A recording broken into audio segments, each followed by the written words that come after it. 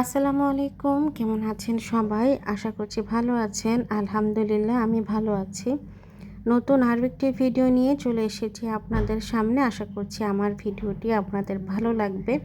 যারা এরই মধ্যে আমার ভিডিওটি অন করেছেন আপনাদেরকে অসংখ্য ধন্যবাদ। অবশ্যই ভিডিওতে একটি লাইক করে সম্পূর্ণ ভিডিওটি দেখবেন এবং আমার চ্যানেলটি সাবস্ক্রাইব করে আমার সাথেই থেকে যাবেন। যারা চ্যানেলটি সাবস্ক্রাইব করেছেন তাদেরকেও অসংখ্য ধন্যবাদ। এইভাবে আমার পাশে থেকে আমাকে সাপোর্ট করে যাবেন। অনেক আপুরে আমাকে কমেন্ট করছেন এরই মধ্যে। আমি মাত্র ৩-৪ দিন হয়েছে আমার চ্যানেলটি ওপেন করেছি। এখানে মাত্র ৩টি ভিডিও, আজকের এই ভিডিও নিয়ে 4টি ভিডিও হবে। তো এই 4টি ভিডিওতেই যে আপুরা আমাকে ভালোবাসা দিয়েছেন তাতে করে আমি তাদের কাছে অনেক বেশি কৃতজ্ঞ। আপনারা এইভাবে পাশে থাকবেন, ইনশাআল্লাহ আমিও আপনাদের পাশে থাকব। আজকের ভিডিও জুড়ে রয়েছে আমি কোথায় গিয়েছিলাম এবং আমি আমার অর্ডারে যে কাজগুলো সেগুলো করেছি সেটা আপনাদেরকে দেখাবো এবং আমি বাসার কিছু কাজ করেছি সেটাও আপনাদেরকে দেখাবো। তো ভিডিও শুরুতে সেগুলো বলে দিলাম। আপনারা ভিডিওটি যেহেতু অন করে ফেলেছেন অবশ্যই সম্পূর্ণ ভিডিও জুড়ে আমার সাথেই থাকবেন। আমাকে দেখতে থাকুন, দেখতে দেখতে ভালো লাগা ভালোবাসা তৈরি হয়ে যাবে। তখন দেখবেন আর আমার ভিডিও না পেলে আপনাদের কাছে ভালো লাগবে না। আর আপনারা আমাকে কমেন্টের মাধ্যমে আমার সাথে কথা বলবেন, আমিও আপনাদের সাথে কমেন্টের মাধ্যমে ভিডিওর মাধ্যমে কথা বলবো। এতে করে কিন্তু আমাদের একটা বন্ধন তৈরি হয়ে যাবে। আমি চলে এসেছিলাম মাদারীপুর হর্টিকালচারে। এখানে হচ্ছে গাছ বিক্রি করা হয় আর কি, সরকারিভাবে এই জায়গাটা নার্সারিটা করা হয়েছে। তো এর আগে আমি একবার এসেছিলাম, তখন এসে দেখি গেট বন্ধ, টাইম ওভার হয়ে গিয়েছিল, আমি ঢুকতে পারিনি। তো ওই জন্য আমার ওই রকম ধারণা ছিল না যে এর ভিতরে কেমন। তো আজকে আমি এখানে ভিতরে ঢুকতে পেরেছি আর ঢুকে দেখে তো আমার চোখ জুড়িয়ে গিয়েছে। কারণ যারা গাছপ্রেমী মানুষ তাদের কিন্তু গাছ দেখলেই মন ভরে যায়, যে কখন কোন গাছটা কিনে নেওয়া যায়, এইটা বাসা অবধি কখন আনবে এই ধান্দায় থাকে। যারা গাছপ্রেমী তারা হচ্ছে নার্সারিতে ঢুকলে ওই চিন্তায় থাকে যে কোনটা রেখে কোনটা নিবে। যদি সম্ভব হতো তাহলে পুরো হর্টিকালচারটাই বাসায় নিয়ে চলে আসতাম, কিন্তু সেটা তো আর সম্ভব না।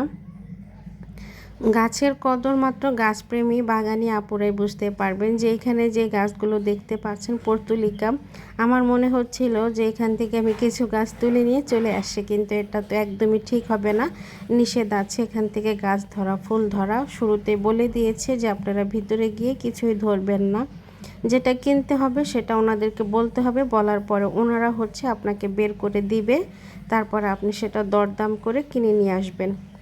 এখানে কিন্তু অনেক বড় একটা ড্রাগনের বাগান রয়েছে।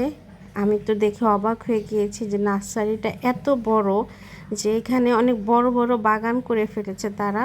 ড্রাগনের বাগানটা দেখে রীতিমতো আমি অবাক হয়েছি। এরপরে তো বিভিন্ন ধরনের ফলের গাছ ফুলের গাছ রয়েছেই। এর মধ্যেই কি হলো, বৃষ্টি নেমে গেল। যেই জায়গাটা আমি একটু ঘুরে দেখব, যতটা স্পেস নিয়ে জায়গাটা ছিল ততটা স্পেস আমি ঘুরতে পারিনি। এর কারণ হচ্ছে বৃষ্টি শুরু হয়ে গিয়েছে। বৃষ্টি নামার কারণে আমরা ভিতরে ঢুকে গিয়েছি। ভিতরে ঢুকে হচ্ছে দাঁড়িয়েছিলাম আর বৃষ্টি দেখতেছিলাম। বৃষ্টি পরে কিন্তু আরও বেশি সুন্দর হয়ে গিয়েছে গাছগুলো। বৃষ্টির পরে বের হলাম, বের হয়ে দেখি এখানে হয়তোবা কেউ একজন এই গাছগুলো চয়েস করেছে, কিন্তু আমি যে গিয়েছি আমি কিন্তু গাছ আনতে পারিনি। কারণ হচ্ছে আমি ওই দিন গাছ আনার জন্য যাইনি, কারণ আমি জানতাম না যে এখানে গাছ বিক্রি করে কিনা, এই ব্যাপারে আমার কোনো ধারণা ছিল না। তো এরকম প্রস্তুতি নিয়ে আমি যাইনি। তাছাড়া আমরা ওইখান থেকে অন্য একটা জায়গায় আবার বেড়াতে গিয়েছিলাম। তো এই জন্য হচ্ছে আর ওই দিন আমার গাছ কেনা হয়নি। তবে চিন্তা ভাবনা করে রেখেছি এরপর একবার যখন যাব তখন অনেকগুলো গাছ এখান থেকে নিয়ে আসবো, সেটাও আপনাদের সাথে অবশ্যই শেয়ার করব। দেখুন বৃষ্টির পড়ছে পানির ভিতরে, আর এইখানে কিন্তু একটা হিজল ফুল গাছ রয়েছে। কতটা প্রাণবন্ত গাছগুলো, আর ওনাদের চিন্তাধারাও কিন্তু চমৎকার। পানির ভিতরে হিজল গাছ যদি থাকে তাহলে যখন ফুল ফুটবে তখন এই হিজল ফুলগুলো পানিতে পড়বে আর দেখতে মাশাআল্লাহ অনেক সুন্দর লাগবে। তো এখানে ঝুলিয়ে রাখা হয়েছে অনেকগুলো গাছ। এটা হচ্ছে ওনাদের অফিস, এখানে ওনারা বসেন, যে কর্মকর্তাগুলো আছেন তারা ওখানেই বসে তাদের কার্যক্রম করে। তো আমি হচ্ছে বৃষ্টি দাঁড়িয়ে দাঁড়িয়ে দেখছিলাম আর উপভোগ করছিলাম যে বৃষ্টিটা নেমে গেল এই মুহূর্তে। যদি বৃষ্টিটা না হতো তাহলে হয়তো বাড়ি একটু ঘুরে দেখতে পারতাম। বৃষ্টির কারণে আমার বোরখা টোরখা সব একদম ভিজে একাকার হয়ে গিয়েছে, তো আর হাঁটতে ভালো লাগছিল না। বৃষ্টির পরপরই হচ্ছে আমরা ওখান থেকে বের হয়ে গিয়েছি।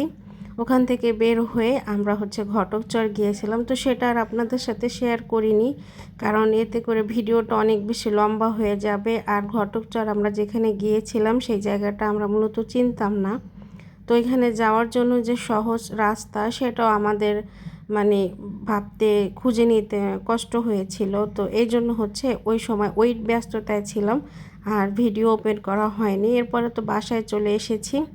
বাসায় এসে এখানে আমি আমার কাজের ইয়াগুলো হেয়ার ব্যান্ডগুলো হচ্ছে আমি একটু ফিনিশিং দিচ্ছিলাম আর কি।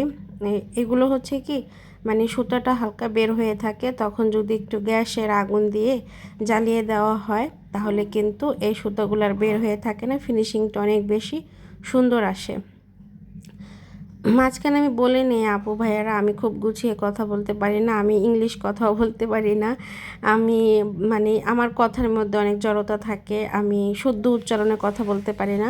তো এই সমস্ত কিছু হচ্ছে আমাকে ক্ষমা সুন্দর দৃষ্টিতে দেখেই আমার সাথে আপনারা থেকে যাবেন। আমি খুবই সাধারণ সিম্পল একটা মানুষ, আমার জীবন যাত্রা খুবই স্বাভাবিক সাধারণ। আমি শো অফ করতে একদমই পছন্দ করি না, কখনো করিও নি আর কোনো দিন করবও না। যত টাকা পয়সাই হোক না কেন, যদি আল্লাহ চায় তাহলে হয়তো বা কোনো একদিন অনেক টাকা পয়সা হবে, আর না হলেও আমার কোনো দুঃখ নেই। আমি শুধু মান সম্মান নিয়ে এই দুনিয়াতে বেঁচে থাকতে পারলেই হয়েছে, আমার বেশি কিছু দরকার নেই। আল্লাহর কাছে আমার একটাই চাওয়া যে আল্লাহ তুমি আমাকে মান ইজ্জতের সাথে এই দুনিয়াতে মানুষের কাছে যাতে হাত পাততে না হয় এইভাবে আমাকে মানে এই দুনিয়াতে বাঁচিয়ে রাখো, এবং দুনিয়া থেকে যখন আমাকে ডাক দিবে তখন আমাকে ইজ্জত সম্মানের সহিত ডাক দিও। তো এটাই হচ্ছে আমার আল্লাহর কাছে চাওয়া। আমার খুব চাওয়া পাওয়া নেই, বিলাসিতা এগুলো আমার পছন্দ না। তো এই হচ্ছে আবার আমি এখানে কাপড়গুলো এনে রেখেছিলাম বাসায় এসে, যেহেতু মেঘ বৃষ্টি ছিল বাইরে থেকে কাপড়গুলো এনে রেখেছি। তারপরে হচ্ছে এগুলো সন্ধ্যার পরে ভাঁজ করে নিই, সন্ধ্যার পরে না আসরের পরে আমি এগুলো ভাঁজ করে নিয়েছি। ভাঁজ টাজ করে তারপরে হচ্ছে আমি বাইরে চলে গিয়েছিলাম ছাদে আর কি আমার গাছগুলো দেখার জন্য।